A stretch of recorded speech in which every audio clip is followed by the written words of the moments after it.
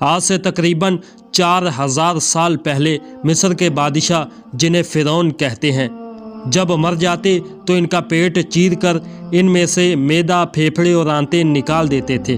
پھر ان کے جسم پر فلسطین میں موجود بحیرہ مردار سے لائے گئے نمک کی تہ چڑھاتے اور دھوپ میں خشک کر کے صندوق میں ڈالتے اور صندوق کو شہد سے بھر دیتے۔ شہد لاکھوں سالوں بعد بھی خراب نہیں ہوتا، کیونکہ اس میں پانی نہ ہونے کے برابر ہوتا ہے۔ مصر کے فرعونوں کی ممیوں کو احرام مصر میں رکھ دیا جاتا تھا، جبکہ عام لوگ غاروں میں چھپا دیتے تھے۔ مصر کی ان ممیوں کے ساتھ ڈھیروں سونا، چاندی اور جوہرات رکھتے تھے۔ ان کا عقیدہ تھا کہ یہ سونا ان کے مرنے کے بعد والی زندگی میں کام آئے گا۔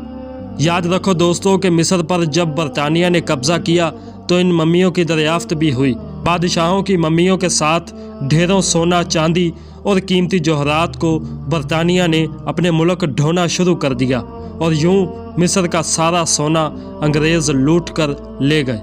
تو ویڈیو پسند آئے تو آپ ہمیں فالو اور سبسکرائب کریں۔ ملتے ہیں پھر کسی اگلی ویڈیو میں، تب تک کے لیے اللہ حافظ۔